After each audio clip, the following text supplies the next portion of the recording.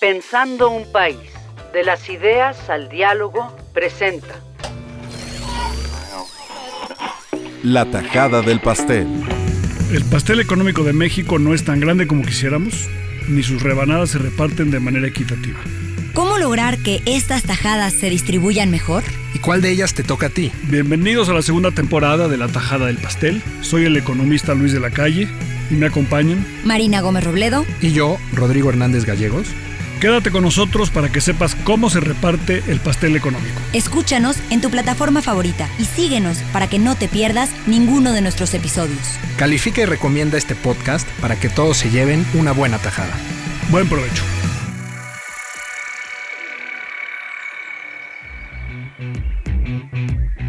El presidente Andrés Manuel López Obrador ha dicho en repetidas ocasiones que seremos autosuficientes en gasolinas para el 2023.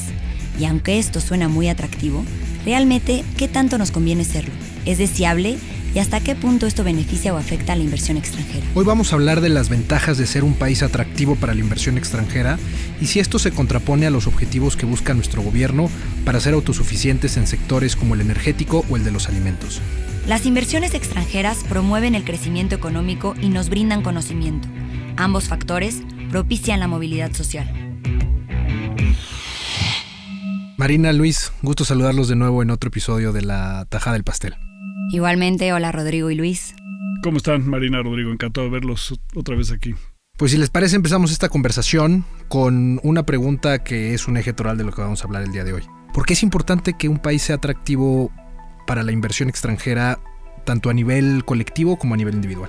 Bueno, porque un país viable es un país atractivo a la inversión, sin adjetivos, extranjera o nacional o lo que sea. O sea, la competitividad es un concepto dinámico. Para concluir que uno es competitivo, el pasado es básicamente irrelevante. Es útil porque nos da información, pero lo que importa es si vas a ser competitivo mañana. Entonces tú vas a invertir en cosas que tengan perspectivas futuras. Entonces los países que quieren vivir solamente su pasado desde el punto de vista económico, pues van a ser relativamente poco atractivos. Entonces, digamos tú, ¿por qué es importante la competitividad? Bueno, porque es una plataforma que te permite crecer. La competitividad vista de esa manera es un concepto, uno, que es prospectivo y no retrospectivo, o sea, ve hacia adelante y no ve hacia atrás. Y en segundo lugar es dinámico, o sea, va cambiando en el tiempo porque se refiere a los acontecimientos hacia adelante, ¿no?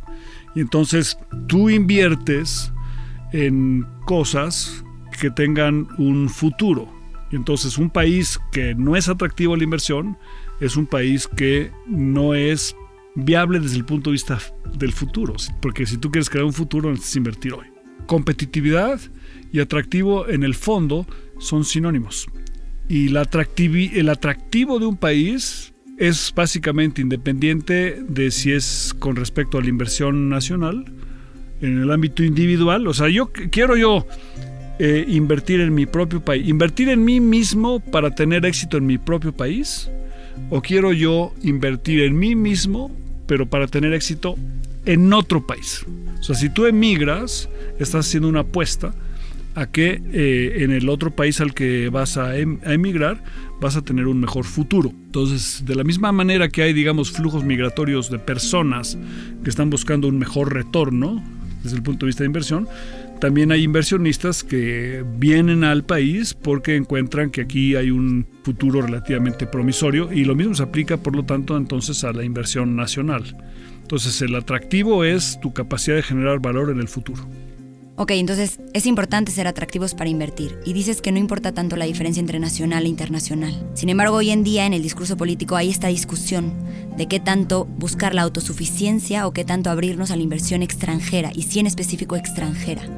La inversión extranjera es complementaria de la inversión nacional.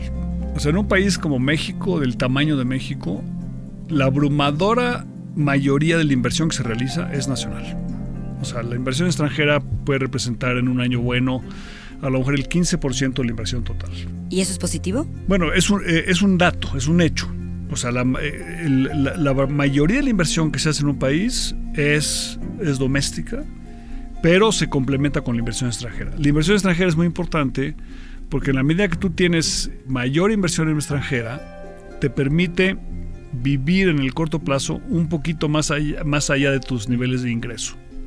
O sea, si tú tienes gasto como país superior a tu nivel de ingreso, vas a generar un déficit de balanza de pagos. Y ese déficit de balanza de pagos se colma con los flujos de inversión que entran a México. Entonces, en la medida que tú seas atractivo a la inversión, en el corto plazo puedes vivir un poquito más allá de tus medios. ¿Y por qué quisieras tú poder vivir un poquito más allá de tus medios? Bueno, porque estás invirtiendo en una plataforma que le va a permitir al país crecer más y posteriormente generar suficiente valor para compensar a los inversionistas, pero también para generar oportunidades de empleo.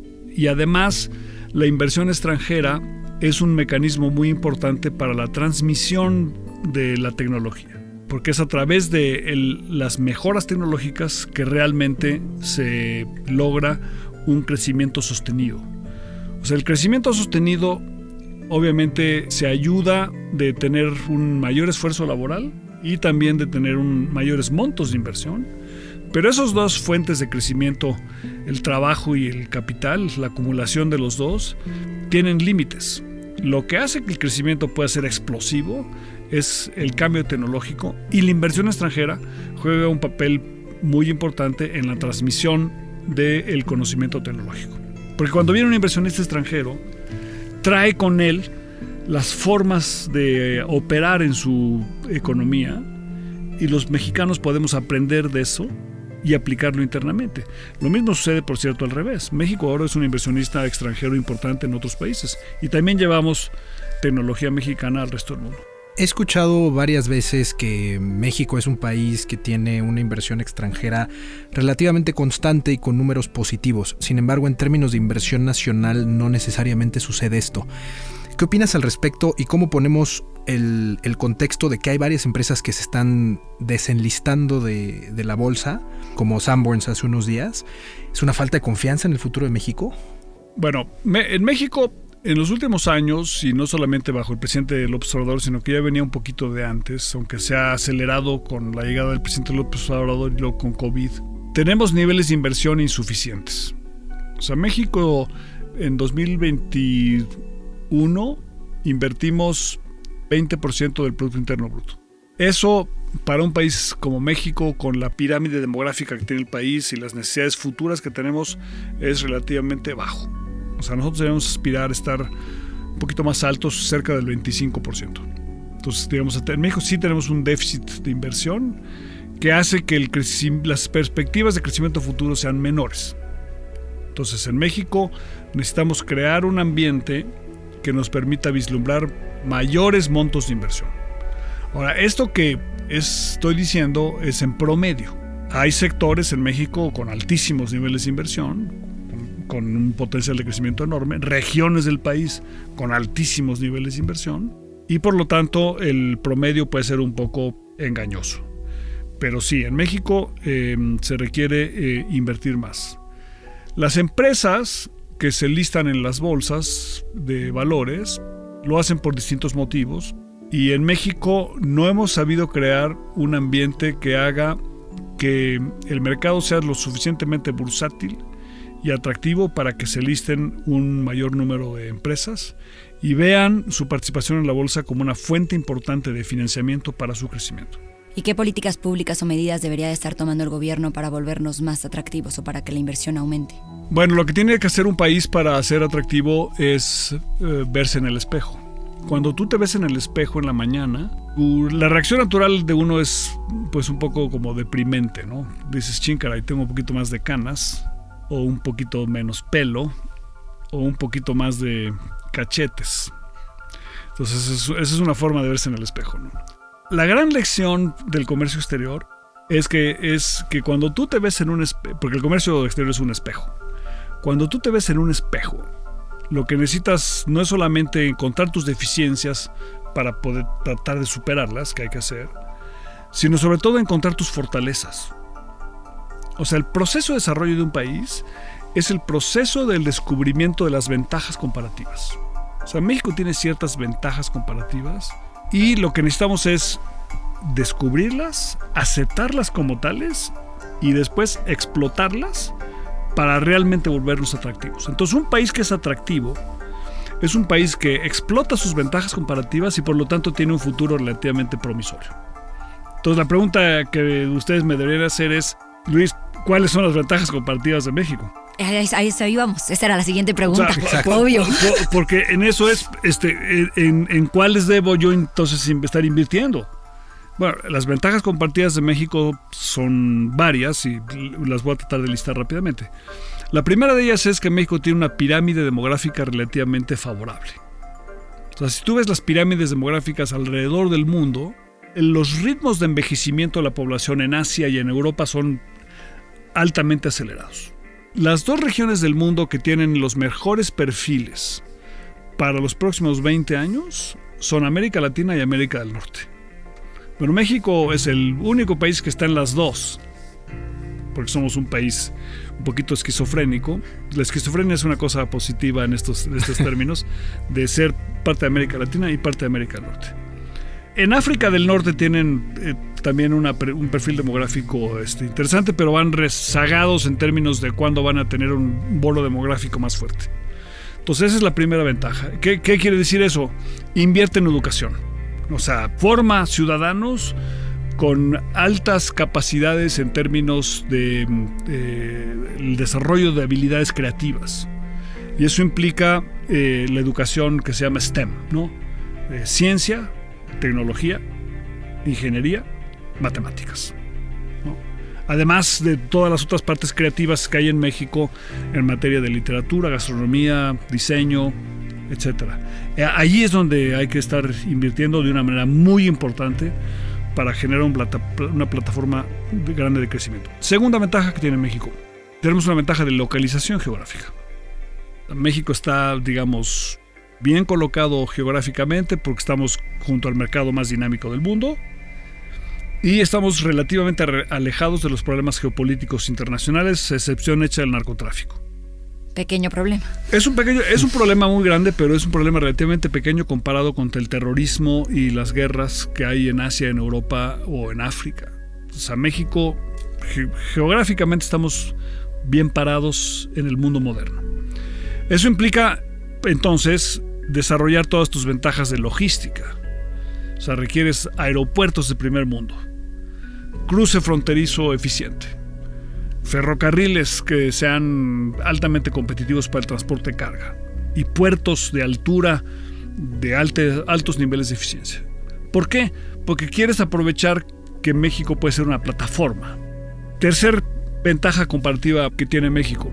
Tenemos una ventaja también producto de la localización geográfica, y es que somos el único país emergente grande que simultáneamente puede tener una relación estratégica con América del Norte.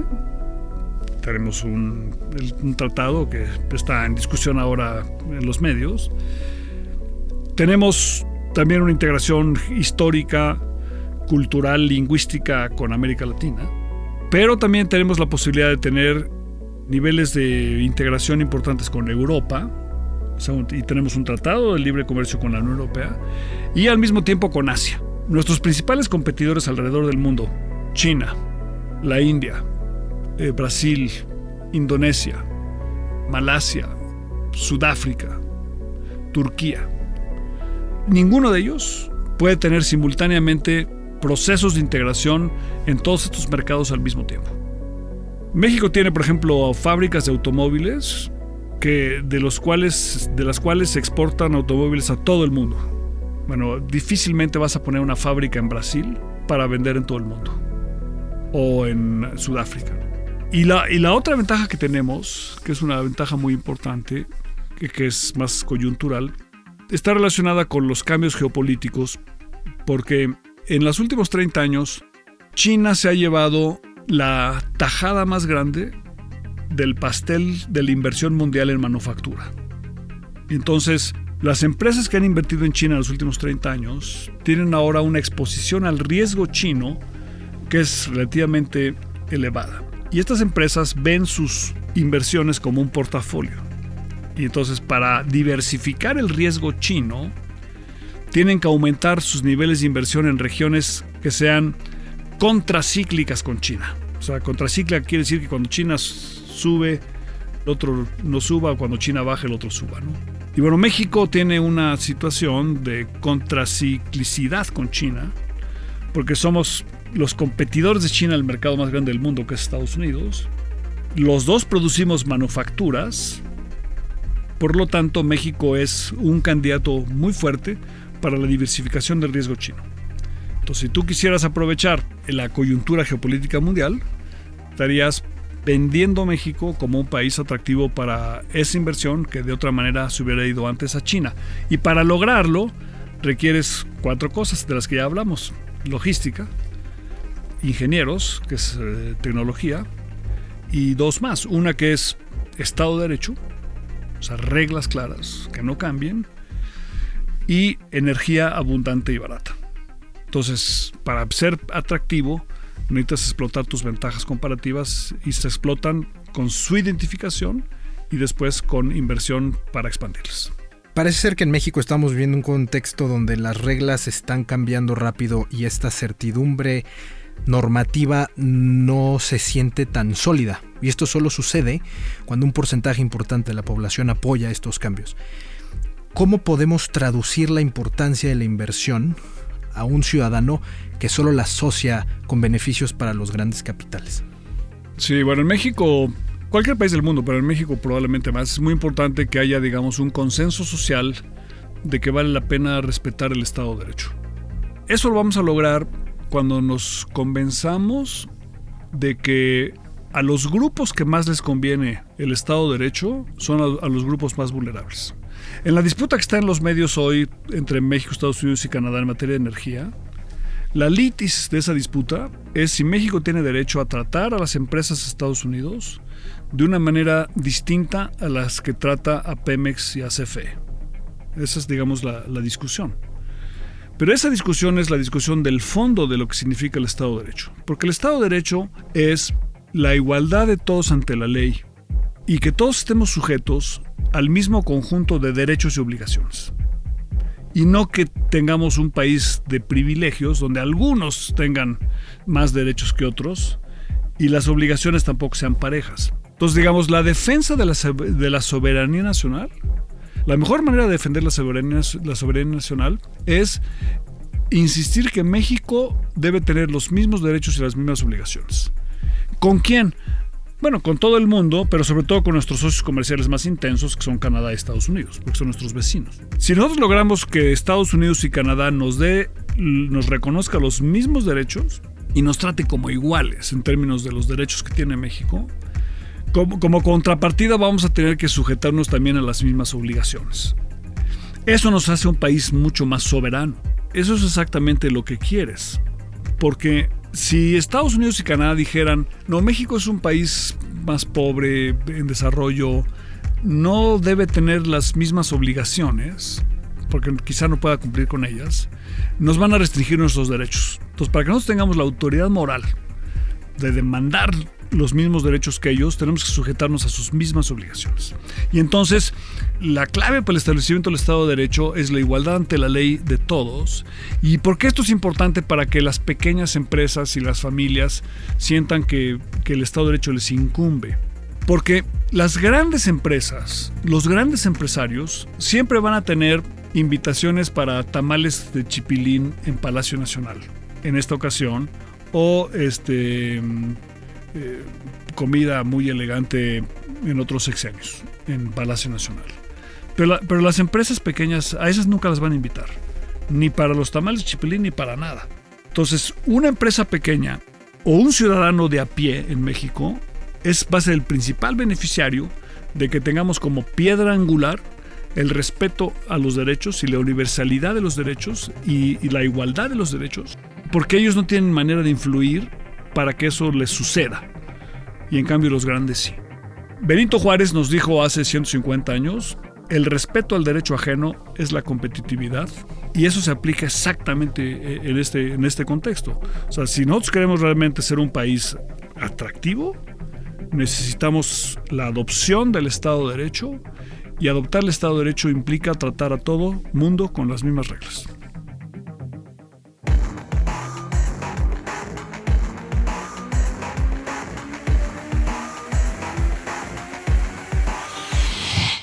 Nos queda claro entonces que es muy importante ser atractivos para la inversión, ya sea nacional o internacional, y que México tiene muchas ventajas competitivas para lograrlo, para ser atractivos. A diferencia del otro capítulo donde hablábamos de recesión y nos dejó un poco con un trago amargo, creo que este capítulo nos deja con algo positivo, siempre y cuando logremos defender estas ventajas competitivas. Creo que eso es correcto y es un capítulo que habla mucho de oportunidades, de las grandes oportunidades que tiene México y de los elementos que como sociedad hay que apoyar y movilizar para poder capitalizarlas. El antídoto contra los tiempos difíciles, la vacuna contra los tiempos difíciles, es siempre enfatizar tus fortalezas, invertir en ellas y convertirte en un país viable. Entonces, si México vamos a enfrentar en algunos meses o años situaciones macroeconómicas difíciles, lo que tenemos que hacer es apuntalar nuestras ventajas comparativas para poder sortearlas de una manera eficaz. Muchas gracias a los dos, a todos por escucharnos y nos escuchamos en el próximo capítulo.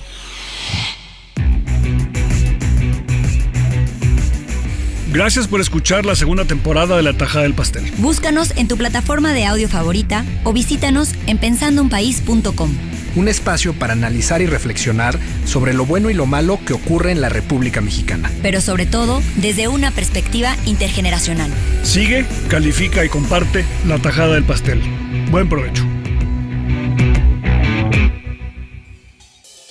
Este es un podcast de la colección Pensando un País, producido por Hook Audio.